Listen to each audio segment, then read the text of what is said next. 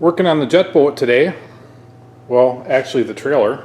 When I first got this set up, it needed tires bad, and I just used the rims I got with it, and I bought some cheapo passenger car tires. See, it's a P185 7013. Big mistake. Fully inflated, it always looks like it's flat. Since I was going to upgrade the tires, I also wanted to upgrade the hub to a 5 on 4.5 bolt circle. So I was able to get some tires already mounted on rims. These are bi-ply tires, 8-ply, and they're ST special trailer tires. They shouldn't look like they're flat with the weight of the boat on them. These tires here are rated at 1,100 pounds a piece. These ones here are rated at 17.25, and these are a D rating. I looked and looked and looked and could not find an E rating in a 13-inch tire. There's plenty of room in the wheel well, so I actually went with a little bit taller tire. This is a 185/80/13. I wanted to go to a 14, I just wasn't sure if it would fit in there, so I stayed with the 13-inch. Since we're upgrading the hubs, I decided to upgrade the axle. It's an 1.5 by 1.5 square tube axle with a 2-inch drop. And I'm going to a 3,500 pound axle, which is a 2-inch by 2-inch square tube with a 2-inch drop, and updating the mounting point of it. These hubs have bigger bearings in it as well. And one other funny thing about these tires here is, even though the tire is rated for 17.25, the rim's only rated for 1660. So the rim's going to be the limiting factor on this setup. But that's okay, I don't think I'm going to come anywhere close to that. Just keep an eye on how much the height of the trailer changes. It's about 25 inches to the bottom of the wheel well lip in the center.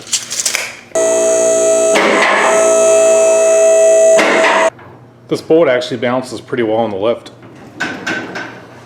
This is how they mounted them back in the day. And the new axle is going to have a plate on it. The U-bolts will be going the other direction. They won't catch on stuff.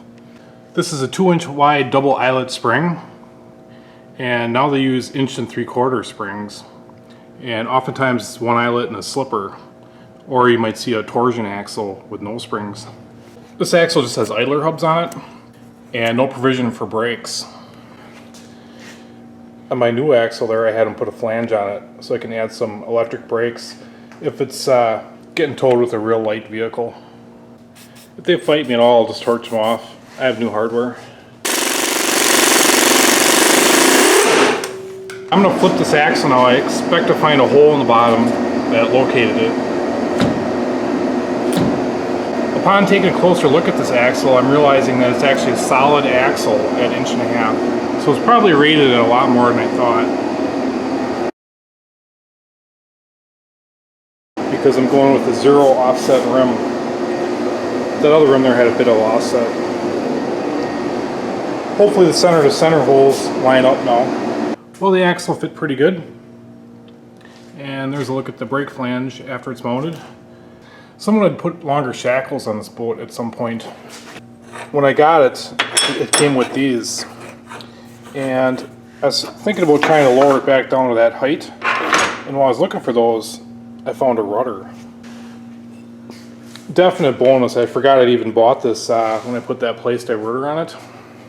The problem with running a rudder on one of these is it sits so low, and if you leave a gas station, it'll rub on the ground.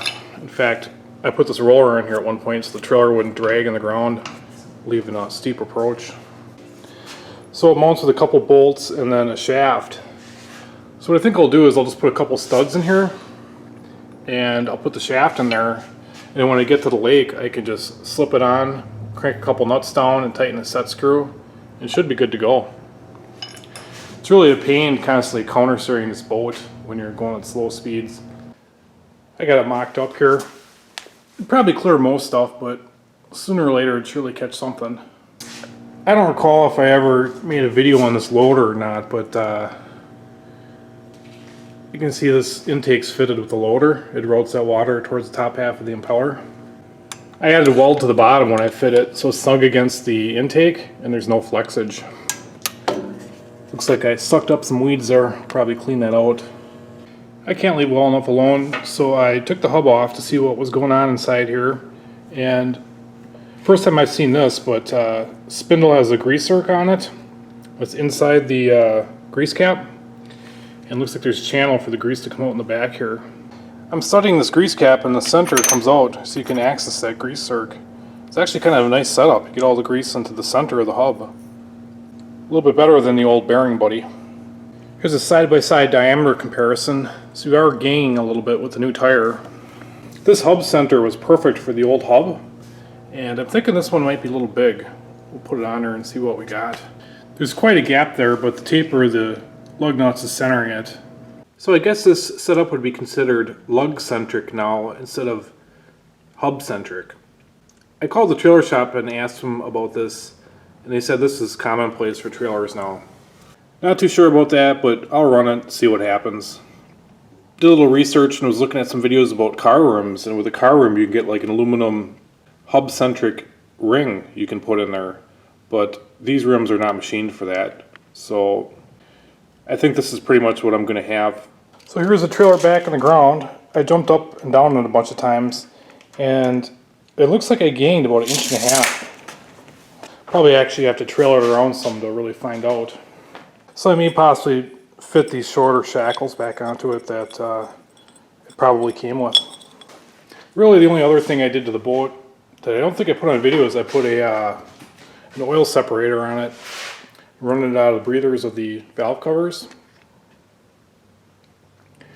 If you stand on this thing for a long time, it seems like the oil turns into a mist and finds its way up there. A little chore boy in these and that thing, and it pretty much cured the problem. That's all for now. Thanks for watching.